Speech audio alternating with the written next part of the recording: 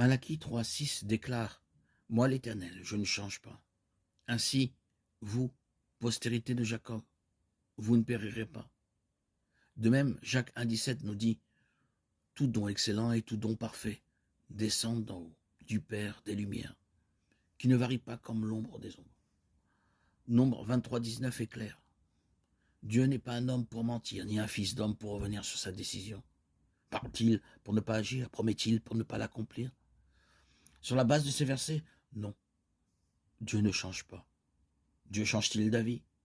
Des versets tels que Genèse 6,6 disent « L'Éternel fut attristé d'avoir fait l'homme sur la terre, et son cœur fut rempli de douleur. » De même, Exode 32,14 proclame « Alors l'Éternel se répandit et ne fit pas venir sur son peuple le malheur dont il avait menacé. » Ces versets parlent du Seigneur qui se répand ou s'adoucit de quelque chose et semble contredire la doctrine de l'immuabilité de Dieu.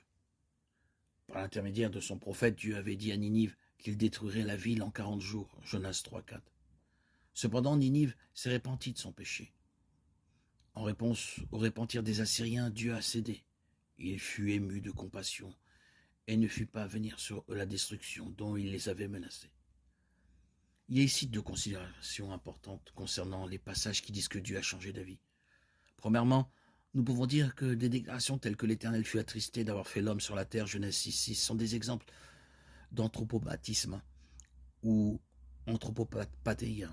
L'anthropopathisme est une figure de style dans laquelle les sentiments ou les processus de pensée de l'humanité finie sont attribués au Dieu fini. C'est une façon de nous aider à comprendre l'œuvre de Dieu d'un point de vue humain. Dans Genèse 6,6, nous comprenons précisément la tristesse de Dieu face au péché de l'homme.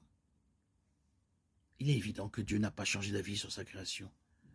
Le fait que nous soyons en vie aujourd'hui est la preuve que Dieu n'a pas changé d'avis au sujet de la création.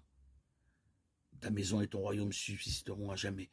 Devant moi, ton trône sera affermi pour toujours. 2 Samuel 7,16. Il n'y a aucune réserve explicite ou implicite dans cette déclaration. Peu importe ce que David a fait ou n'a pas fait, la parole de l'Éternel s'accomplirait, immuable et inchangeable.